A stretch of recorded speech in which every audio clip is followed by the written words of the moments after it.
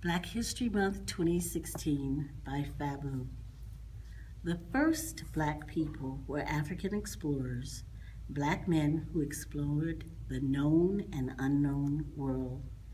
They came before Christopher Columbus to North America, traveling all along the eastern seaboard, leaving evidence of their culture even into Mexico.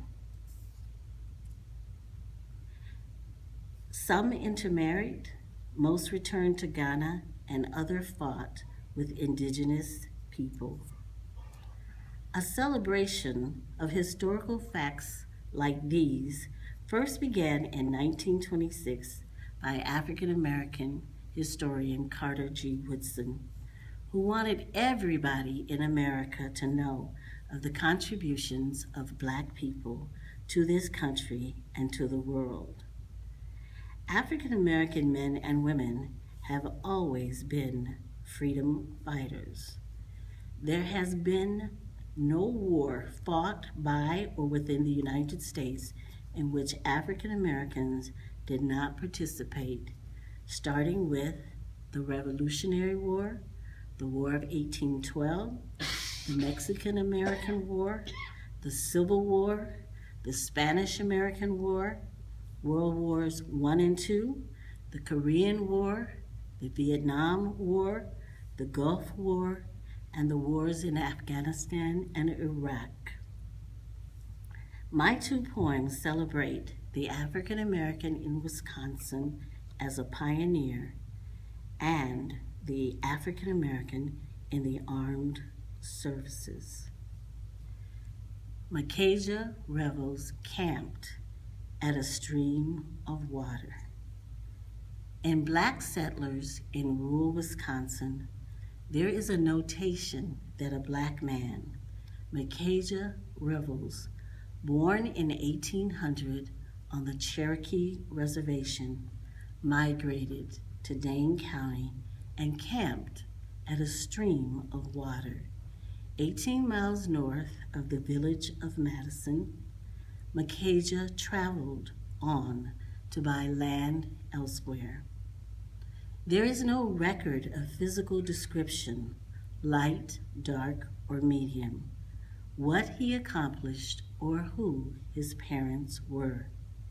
In 1800, a Black man was both an oddity and invisible, but the land welcomed him.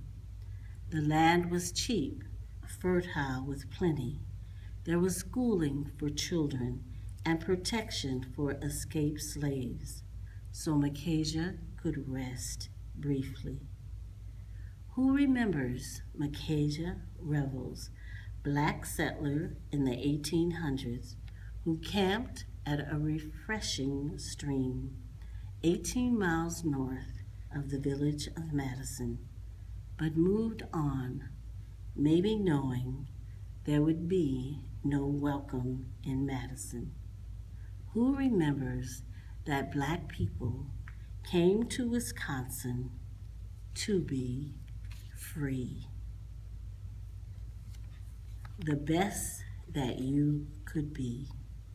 This poem is a tribute to all the men and women who serve our country through the armed forces, and it honors my father, Sergeant Herman Grant Carter.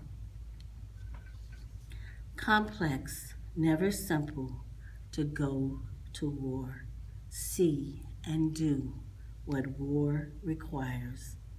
My father was a quiet authority, constant, yet on the edge of my childhood, due to fighting wars in other countries.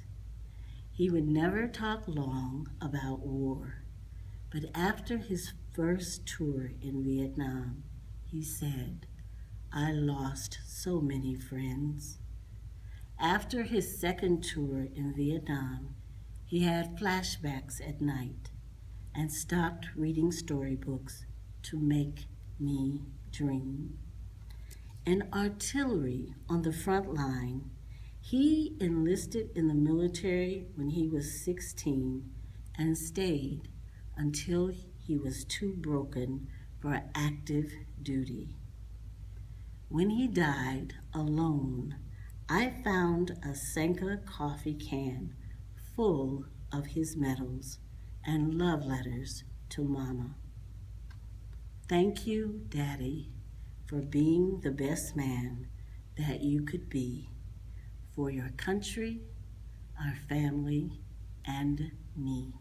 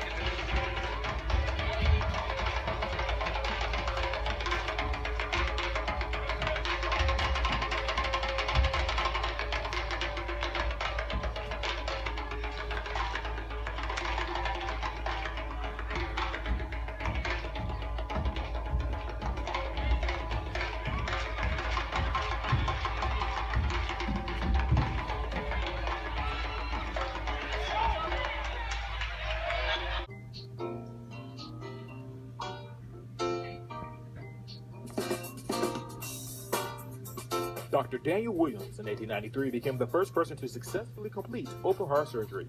Dr. Williams also opened the first interracial hospital in the country, known as Providence Hospital.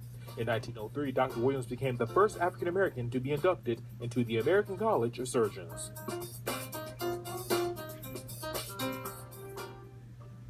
Dr. Patricia E. Bath was born November 4, 1942 in Harlem, New York, and knew from an early age she wanted to help others. She received her medical degree from Howard University College of Medicine in 1968 and went on to become the first African American resident in ophthalmology in 1973 at the New York University.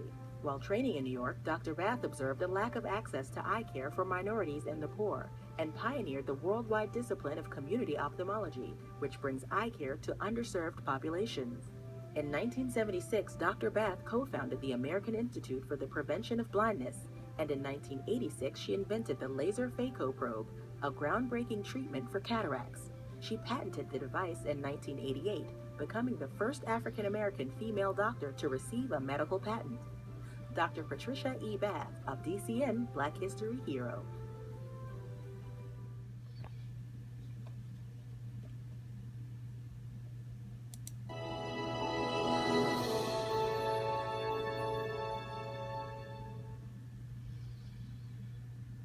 George Washington Carver's life began in slavery about 1864 in Diamond, Missouri. Finding himself rejected from college due to his race, he tried his hand at homesteading in Kansas. Finally, in 1890, he was accepted as an art major at Simpson College in Iowa, where he was the only African American. Within a year, he transferred to Iowa State Agriculture College, today's Iowa State University, to pursue agriculture. Carver is widely known today for his work with peanuts, which began about 1903 and was aimed at freeing African American farmers in the South from King Cotton. By promoting innovative farming methods, he convinced Southern farmers to grow such soil-enriching crops as soybeans and peanuts in addition to cotton.